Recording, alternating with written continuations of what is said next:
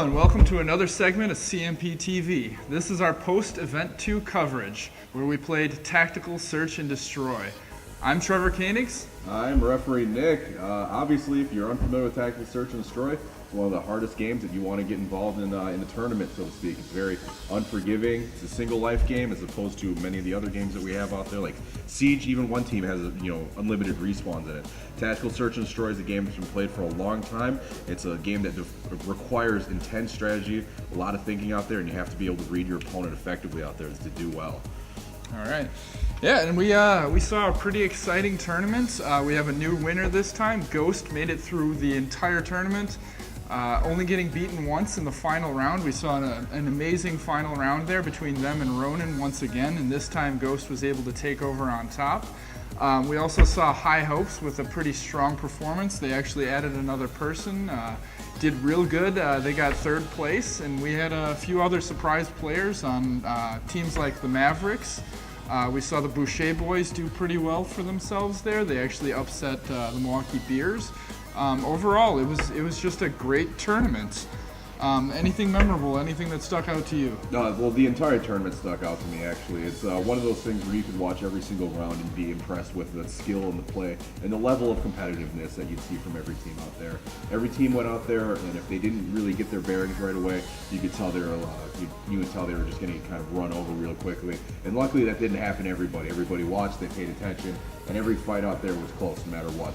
Most of the rounds ended with one player left on the field defending a countdown on the bomb there. So a very, very intense game. The whole entire tournament, if you didn't see it, you missed out, really. Right. All right, and actually we have an interview with our first place team right now. We're going to kick it to Rick Larkey. He's there with a few members from Ghost. Take it away, Rick. All right, thanks, guys. I'm here with Ghost, who took first place in the Event 2 of our first season here at CMP, a Tactical Search and Destroy. I'm here as Wessam. I'm here with Jason. I'm also down here with Jerry. Now, guys, thank you for taking the time to talk to me right here. First off, we're going to start with you, Jason. Jason, how do you feel about your performance today? Man, I feel I did very well. But other than that, I feel like our whole team did good because it's not really me. It's the whole team that got it.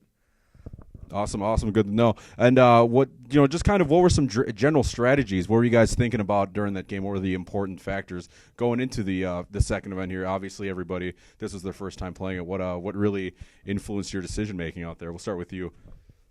Basically knowing that getting to the positions on offense was the number one key. We knew that by getting there first, we definitely have the big advantage. I know, especially when we pushed on the right side for offense coming into bomb, we did very well. We stacked 3 guys going in and 2 kind of basically playing the floater. Basically, the floater's jobs were basically to kind of watch everything coming around. A lot of times we saw a lot of teams flanking, and that was a big thing. So we knew if we floated and we stayed back just a little bit and took out 1 or 2 guys, it would work well. And essentially, that was a big offense that we did, and it really worked very well. Yeah, I feel like when we planned it, I really wanted to base on having a couple floaters because every time we watch the teams, they always have someone flanking, and that worked very well for us. All right, now it's really no secret. Brian Weber, a player on your team, likes to spoil a lot of your information after you guys are done with the tournament. He recently did that on Facebook there, so a lot of plans are out there for everybody to see. How do you guys feel about Brian being sort of your kind of guy who helps make your decisions and plans down there? We'll start with you, Jerry. Well, I don't even know. We'll start with you, Wissam. Basically, we're pretty confident. Obviously, Brian does overthink a lot of things, and we are confident in that. And a lot of input is with us, and he does ask us, and he basically goes upon it from there. He gets all of our inputs, and Brian does a lot. And you see when you see these game plans, they're so detailed.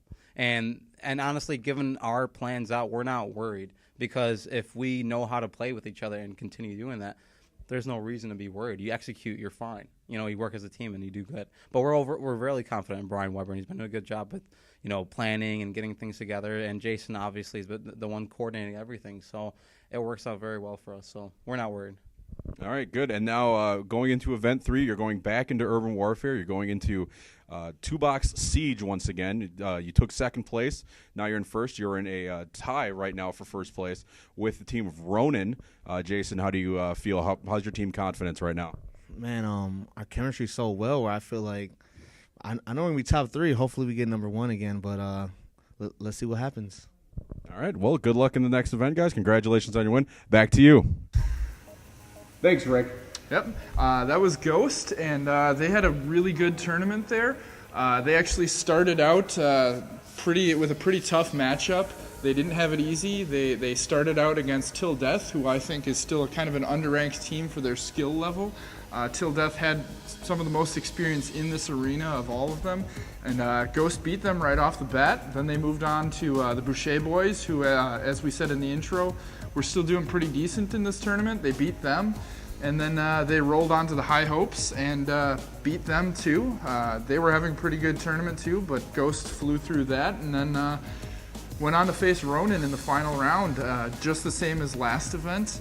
And actually just the same as last event, it had to go an extra round. So in the grand finals, Ghost was able to actually take home the victory this time. So it was a really exciting match. Anything memorable to you? I mean, what isn't memorable about Ghost, watching them play? What isn't to love, honestly? They have great communication on the field, great chemistry. Everybody works together. Everybody knows the role. They play the position well. Jason's captain of the team out there really shows on the field. He's yelling commands the whole time. Everybody's listening. They're staying the course. Jason, is backed up by Brian Weber, who, if you didn't see him play in the last round of the game, he was on fire, unstoppable. You could tell he was playing like a man possessed. He really wanted that victory, so he went out and got it for his team. But those two guys up in the front, leading the entire team, figuring out their game plans, making the correct adjustments out on the field, that's going to be important for them. That's something to really take away from this first event out here. The other thing about it too is that it's quite shocking almost to a lot of people that it's such a young team. They don't have as much tournament experience as other teams out there like High Hopes, Til Death, or Ghost, or Ronin, I should say. So it's a little bit interesting to see how these kind of young guns have shown up, so to speak, and taken over the tournament scene. Right. Actually, that was one of my big worries back in our last video we did, was just the fact that a lot of these guys hadn't played in Tactical Search and Destroy compared to a team like Ronin, who's been here since the beginning, and we've done that game before, but they really they took it this time. And as you saw in the interview, their strategy guy, Brian Weber, came up with some awesome strategies. I don't think they ever really got beat on strategy, and if they did, they knew a way to counter it. One of the more amazing plays I saw was, I think it was in the final round, and it may have been the last round of that, was when Ronin had it locked down, had one of those bombing spots locked down, and they were forced to just completely redo their plan, sweep over to the other side, and they actually got it to blow up, so that was really impressive of them. Absolutely, they were able to do that actually. I do believe they were down a player, you can correct me if I'm wrong later on, but I do believe when they called that audible out there to move the bomb closer to the hallway side bombing point, they basically did it undetected, and once they got it planted fast, that they knew their positions right away to take care of it. So you can tell there's a lot of preparation, a lot of planning in there. And I think Jason made the right call out there with Brian, and they were able to handle it. Yeah. That was such an extremely good matchup. And actually, speaking of that matchup against Ronin, we do have an interview with Ronin. We're going to take it to Rick Larkey again. Oh, thanks, guys. Hi, this is Rick Larkey here. I'm here with Ronin. I'm here with CJ and Mr. Nicholas Dooley here of Ronin. You guys just took second place in the Search and Destroy, Tactical Search and Destroy tournament, event number 2 in our first season here, guys. You guys now have dropped to a tie, still for first place now, but you guys are no longer the clear front runners. How do you feel about that? Well, really, we came into this tournament not knowing what was going to happen. So the fact that we're still tied for first, I'd say we're all pretty happy about that. And the fact is we lost to Ghost, and they're a solid team. So now, with that being said, that you guys didn't really have a game plan or a strategy going into this, and like you said, kind of chips fall where they may. You guys prepared going forward with the last 2 events? Now that you kind of seen what's going on, you guys are going to be a little bit ready for Ghost as they are kind of creeping up on you now? Absolutely. We're not afraid of Ghost. We're ready for him. We got a great strategy for the next one. We got seed tournament coming up. We beat him in that. We can do it again. Sounds good. Now, why don't you guys gonna walk me through your strategy here? Like I said, you guys did take second. You guys finished above other teams out there in the field who were a lot of people considered to be kind of underdogs or dark horses going into this event. What was your general strategy once again? Well, for attacking, we really just wanted to slam the bomb point as hard as we could, have maybe a couple people not in on the bomb site, but close enough where they'd be able to at least put hits on the people going into the bomb site or be able to go in and cover if need be. And then for defense, we tried to split up our team 3 and 2 to try and evenly cover both bomb sites. And if one team saw no action, they would slowly make their way around the back to try and clean up any floaters and then get to the other bomb site. All right, sounds good there, guys. Well, thank you for your time. Congratulations on your second podium. You're 2 for 2 now, making the podium here, guys. You are tied for first. It's going to be an interesting battle to see how it's going to end up here at the end of the season here. So good luck with you. Good luck to you guys in your next 2 events there. Back to you. All right, that was Rick Larkey with CJ Guerrero and Nick Dooley of Ronin. Ronin had a pretty good tournament there. They didn't take first like they did in the first event, but overall it was still a really good showing. They went through Team Awesome. They had a little bit of a wavering start when they lost to High Hopes. Then they played Til Death, beat them. They beat Mavericks, but they kind of took advantage of a little bit of a penalty on Mavericks' side there, and were up a man during the second round, I believe it was. And got played pretty hard, but they were able to take the victory there. Then they fought Ghosts in the final round and actually took the first victory and nearly got it at the end there. So they still had a really good tournament despite taking second and moving down a spot from where they were before. Definitely. There's no reason to be down on yourself if you're a member of Ronin right now. You definitely played well out there, to say the very least. A very interesting pathway, taking that loss very early to High Hopes. You're on elimination the entire time, but Ronin stepped their game up. They knew they were on elimination, didn't shake them at all. They stayed on point, they continued to play, they went all the way to second place, and now they're in a 2-way tie for first place right now in the overall standings. But one of the things that kind of stands out from there is that Ronin, for the first time, didn't really have sort of any standout play out there. They more of just kind of worked together as more of a cohesive unit. You saw that really happen, that they're all getting together on the same page more so, and not really trying to play as individuals like a lot of their play styles lend themselves to, especially with the players like Chris Johnson and CJ Guerrero, who like to kind of wander off a little bit, so to speak, with their teams. And so with that being said out there, after they took the loss of the High Hopes, you could really see them kind of getting together and really taking advantage of all their weaknesses of their opponents. Right. As one observation, I guess I saw out there was that CJ and Chris were kind of the big duo out there. They were usually around the same spot, and sometimes they were the floater, and a lot of times they were right in the bombing zone together. And honestly, I think that's part of why they did so well. I mean, you get into that bombing spot, and both of those guys are there. You're not living. I mean, unless you really just pack that zone with people or something. It's really not a duo that you wanna come across very much, and that's why they took a lot of these games, and that'll be something to look for when we get to the next Tactical Search and Destroy too. And also, we're going back now to Siege, where they took the last one, so that'll be something to watch definitely. They had some of the better strategies during that whole tournament. We'll have to see if they use some of the same ones or come up with something completely different. I'm pretty excited about this team still. No, absolutely. They're definitely another team to keep your eyes on out there. They're going to be on the top of the podium if they continue to play this well, especially if they begin to clamp down on the advantages and everything that they'll be getting out there on the field, either by exploiting weaknesses or, finding a player who isn't playing as well and just kind of maximizing their efficiency of leaving that person last, so to speak. Right. Leaving them with the last problem to deal with out there. Right. And I think the only thing that Ronin really has to worry about aside from Ghost is still High Hopes. And we actually have Rick Larkey out there with High Hopes right now. Thanks, guys. I'm here with High Hopes, who took third place in our last tournament event here. I'm here with Justin, and I'm also here with DJ. And now, guys, first off, congratulations, your first podium of the season here, guys. A lot of people were rooting for you, knew you guys were a team to beat out there. How's it feel to finally get on there after not quite making it in the first event? Really good, because we definitely all felt we failed the first game, especially the way we came out the first part of the season. And we're really happy with what happened this past weekend. All right, now the big thing about it is originally going into Sunday's event, obviously, you guys were without one of your teammates, Dan. You guys ended up picking up Alex Hernandez, who a lot of people said stepped the game up considerably well and also did a very good played a very big role, actually, in winning you a lot of those games. What is your plan going forward with Alex Hernandez? Is he going to be a free agent still, or are you guys going to bring on? No, he's High Hopes. We already talked to him.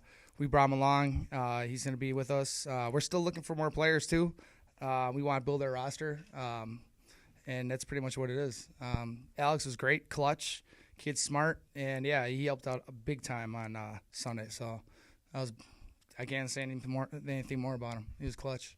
All right, now, what was your kind of go at it? Like I've been telling everybody else, this is kind of a first look at the event. Nobody really knew the format or anything going into it. Were you guys worried about anything, or what was your strategy? We'll go with you, DJ. We were a little bit worried at first. We didn't have a super set strategy, but once we figured out the spot that we like to go to the most, and we figured out the angles of it, and we got it down a lot, and it really helped us knowing where we were all going to go for sure. And in previous tournaments, we haven't had plans, so going into this one with a plan was a lot better for us, and it definitely helped. It showed. Yeah. Also, coming for the scrims and getting time inside the complex and learning the angles and stuff, even though it got switching around, but it still helped to get that feel, especially when you're used to playing over there so much. So I think that was money that we kept getting together and trying to get in here a few times. Definitely a lot of practice. Now, you guys will be going back to Urban Warfare in Event 3 for 2-Box Siege. Once again, that was the event you guys did not take podium at. How do you guys confidence levels now going into this, now that you guys are going to have a look at it from the past? You guys will have a game plan going into it.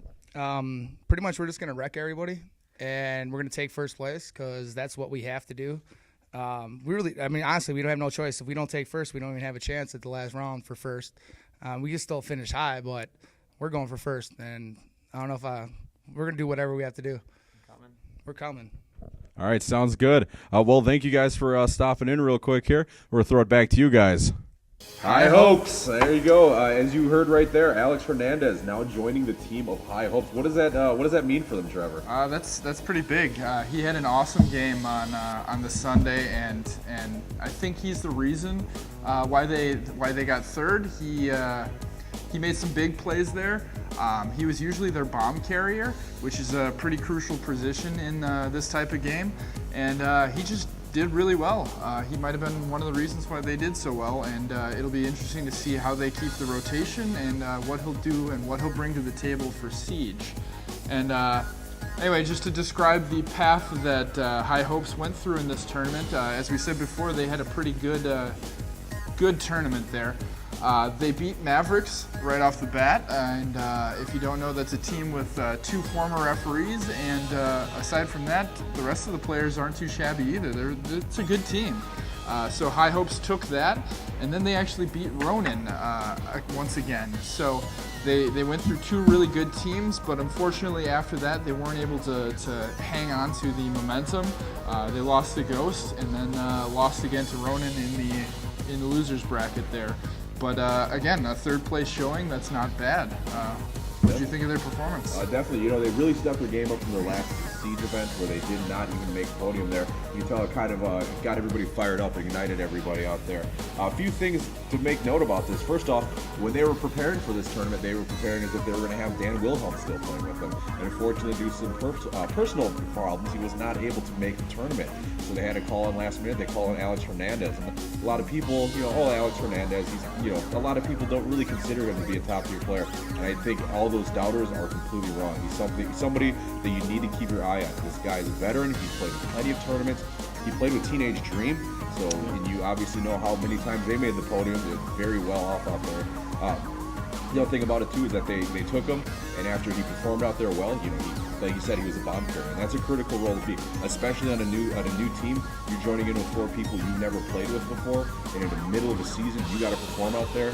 Realistically, if you're bomb carrier, before the bomb gets planted, you only have 1 magazine. You have a hand off the gun out there.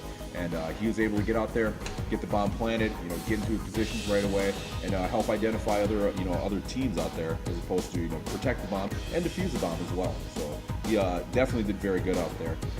Justin Kling, they don't unofficially have a captain on their team. However, I would like to say they do have a field commander in Justin. He really calls out all the angles, calls out all the positions out there. He really takes control of it from the minute they're out on the field. They all know their positions and everything, and you can hear them communicating out there, which is very, very good. Yep, pretty exciting team. I think they're still able to throw a wrench into things. It'll be pretty difficult for them to get first, but as you saw in the interview, that's where they're aiming for. But even outside of first, I think we might see them in the top 3. Definitely, they're a team to watch, and could do real well, I think. Yeah. The one notable thing that I would have to say about High Hopes, however, is that they do well. They play well throughout the entirety of the tournament. The thing is, they win their first 2 rounds and then they seemingly kind of fall off. They seemingly lose their focus, so to speak, out there. And that's going to be their problem out there. These tournament teams, Ghost, Ronin, they play consistently throughout the entire tournament. And somewhere in there, something happens and everybody may be getting a little too relaxed or anything like that. High Hopes tends to just kind of sink a little bit there. So if they can turn that around, I definitely expect, maybe see a first place podium and maybe even, win the whole thing at the end of the season if it's statistically possible still. So who knows? All right, and now we actually have an interview with some of the members of Til Death. Rhea Clarkey, take it away. Thanks, guys. I'm here with Til Death right now. Til Death, you guys did not once again make the podium. You guys are considered once again to be a powerhouse team to beat here. What happened out there, guys? Just a little bad luck, a couple bad decisions down the line, I guess. We'll be back for Siege. There's an accident, obviously. All right, now you guys, like I said, you guys are still in the running. You guys can still make a significant impact in the end game. How do you guys feel as a team right now going into the 3rd event here? You guys are going to be going back to Urban Warfare, so you guys will be familiar with the format. What do you guys think? Feel pretty good about this one. Siege is our game. We're good. We're ready. Also, guys out there, now one thing we noticed is that we didn't have a ninja on the field at all this tournament. Any word on what happened out there? He was busy saving the world. He's a ninja, like you said, Rick. I can't tell you too much because I don't want you to die in your sleep or anything. That guy is a ninja. Thank you for keeping me safe, Nico. Good luck to you guys in your next event out there. Obviously, once again, we're keeping our eyes on you because we know you guys can do it, so good luck out there. Back to you. All right, that was 3 of the members from Til Death. They had an all right tournament, but still a little bit underperforming in my opinion. Let's see their schedule. They started off real hard. They had to face Ghost in the first round, which was our first place team. So right off the bat, they got a loss there. Then they went on to beat 4K and the Milwaukee Beers. They ousted the Beers from the tournament. And then they had to fight Ronin. And they took a loss there too. So realistically, they did lose to the top 2 teams in the tournament. They were tied at 5th, but they did lose to some good teams, so I think they can take that away. And the other big thing about Sunday night was that they played without Lam, who was a big factor in their team beforehand and in previous tournaments. So it was kind of a loss not to have him there. But even despite that, the players that were on that team probably had some of the most experience in scrimmages here. So I was kind of surprised that they didn't take a few of those matches, just based on experience, Definitely, you can kind of tell that Lon is their sort of plans guy. He figures out what they're going to be doing out there. With all the scrimmages and everything, it was great. They had a lot of practice. They were communicating well out there. Gun skills were phenomenal out there. But a few things that were missing. First off, it didn't seem like they went out there with a solid game plan. It seemed like everything was kind of loosely strung together. And I think if you don't have Lon on your field out there, especially if he's on your team, he needs to be out there commanding the field. And obviously, he didn't play in this tournament. Once again, out like Dan Wilhelm, personal reasons, so he wasn't here actually to help, support the team, help plan with the team out there. I think that kind of is what the deciding factor is from hurting them. You look at teams like Ghost, you look at teams like Ronin, who have solid game plans, who have effective game plans. They go out there, and Til Death took them to the limit in both those matches. However, they were not able to walk away with victory there. I think the big downfall there is a lack of strategy. Right. I think with Til Death, we're really waiting for somebody to kind of emerge as a leader there, as a planner, as somebody who's kind of the de facto guy that they all go to, guy or girl that they all go to, and we'll have to see who that is if Lon doesn't return. I think they need that person. They need that structure. Most of these teams have somebody at least that's kind of in command that takes the responsibility there, and this team needs that. And I think the other thing that I noticed with them was that they were a little bit hesitant, especially in the knockout round with Ronin. There was a little bit of a standoff, kind of a funny standoff between CJ and Alonzo, where they were kind of talking back and forth. And I think that lasted for a really long time. And I know as I was filming it, I was just wondering why they weren't doing something. And I kind of got the impression that they were just a little bit hesitant, maybe a little bit unsure of themselves throughout the thing. And that might be the part of their problem too, is their confidence after the first tournament might be shaken. which is really a shame because they do have some really talented players on this team. And if it's just a confidence thing, hopefully they can get that back in some of these next games. Absolutely, and you can kind of tell right there at any position when you're in an elimination game and you know the bomb timer is sitting on you right now and you have to make the first move, you have to be able to pull the trigger and actually try to do something. You can't let games go to time, especially if you're facing elimination. You're playing against a team who's trying to make it in, a team who arguably is on the same skill as you, if not higher. So you need to be able to do that. And once again, that comes down to game plan. If you're not prepared for the situation, if you're not ready for that, you don't know what to do in a 2 versus 3 or 1 versus 4 or anything like that. No matter what the numbers are, you're basically kind of dead in the water. You're almost shooting yourself in the foot right out of the gate there. So I definitely think, like you said, somebody does need to step up there and kind of take the role of who's going to be the captain, not even as a team, just on the field, who's going to be calling all the signals, who's going to be making all the decisions and plays out there. I think if that happens, we'll see a different Til Death out there. A Til Death that plays a little bit better and is prepared a little bit more. Right. I think they could still throw a wrench into things. They could still beat one of these big teams in some of the next tournaments, and I'm still interested to see how they do. And actually, we have another interview ready for you. This is Rick Larkey with Team Awesome. Thanks, guys. I'm here with Team Awesome right now. Team Awesome, once again, you guys kind of finished near middle to the low bottom of the pack here, guys. Any explanation as to what happened out there? Well, the first one we went up against 4K, and that was kind of feeling each other out because we hadn't faced each other before. We kind of knew that we were going to win that one, though, because we have a little bit more skill. We play here more often, and it's a bit more serious for us than it is for them. Second one was against Ronin, which was just a fart in the wind. That was tragic. Now, after that, you guys, I do believe, which team were you eliminated by? We faced the Mavericks after then, but we made them work for it. Definitely, everybody does remember those rounds back there. Roman, could you shed some light onto what your actual strategy was out there? Well, our strategy was kind of just kind of separate and focus on the objective and basically getting the bomb to go off. And on defense, we're just trying to make them stop. It didn't work too well. It's half the time, but we pulled through a lot. Now, how do you guys feel as a team going forward? You guys are going to be going right back into urban warfare. It's no secret that you guys didn't do as well as you thought you could. Do you guys have a new game plan and strategy? We'll talk. Yeah. We'll go with Kenny and Rob first. Yes, we do. Yes, definitely. This one. I mean, we learned a lot in the first one. We learned a lot. And watching the other teams and getting sort of a sense as to what they were doing in the first siege battle, it's definitely a learning experience, especially when you're a first-time team. You know, people sort of look at you a certain way, but I think we're making people really look at us differently now that we've already, that we've won a couple of we won the one against Mavericks, which, considering who they have on their team, like I said, we make them work for it. And now that we're going again into urban warfare on another siege battle, every one of us has really worked on our chops here, so it's going to be a very different story this time. All right, well, thank you guys. Team Awesome, good luck on being awesome in the next event. Awesome! Back to you. Right. Team Awesome. Yep, that was Rick Larkey with Team Awesome. They played a little bit better this tournament. They got 1 win, 2 losses. Last tournament, they didn't have a win. They played 4K, beat them. They lost to Ronin and then lost to Mavericks. So they lost to some good teams, and they actually put up a little bit of a fight during that too. So they did pretty decently considering. And I'm pretty proud of them for coming back. For that whole team really wants to learn and wants to get into this and wants to play better. They're an eager young team.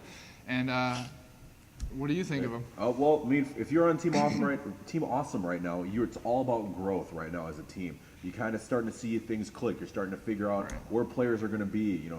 Is Rob going to be here? Is Kenny going to be here? And they're starting to know that. They're starting to figure it out. Much like if you have a brother or a sister or something, and you kind of know the nuances. You're starting to figure that out as a team. With Hobbs taking the front of it and kind of commanding everything out there, he's starting to step up as a better leader. He's understanding how to game plan accordingly, especially with the strengths and weaknesses on his team. So, not the greatest showing in the world, but definitely a better one than what they had last time, and they definitely have something to be happy about. If this trend continues, actually, they'll be tied with high hopes, actually, if they go 2-2. So that's just kind of something interesting out there to take a look at. So, with that being said, they did not have a great showing in Siege. And I think actually having seen this and now that they kind of know some strategies out there, I definitely think Hobbs will be able to kind of figure out once again what his team needs to be doing to make the magic happen, so to speak. Right. Yeah, I think they came out of the first event a little bit humbled. I mean, I think if you saw the interview before the first event, they were pretty excited and thought they'd do really well. They're humbled a little bit, which means that they're going to be accepting strategies, they're going to be listening, and that's what I've noticed is that they're really listening, really trying to perfect their game a little bit more. And honestly, they don't have a terrible team. Roman did real well out there. He was usually one of the last guys alive on that team. He's got some good instincts. He knows where to go and when to go there. I think they just need some good coordination, and they can get a few more wins in there. Definitely, and one of the things to look at out there, if you were watching the tournament at all, you'll notice that a lot of the wins that teams were able to take away from Team Awesome weren't exactly easy by any means. It always came down to one player left on the field, whether it would be Roman out on the field, like you said, out there, his gun skills and instincts able to carry him out there. I almost watched Chris Johnson get eliminated as the last person on his team, and it would have been a bound defusal easily right there if that had happened out there. So very close game, but once again, it's not a games of ifs, it's a games of what happened out there. So awesome, good job out there, great job for me personally, and just keep going at it. Once again, it's all about growth for you guys. All right, and that's all we have for you today. Hope to see you next time on CMP TV. As we said, I'm Trevor Koenigs. I'm Nick Margie. See you out there on the battlefield. Da, da, da, da.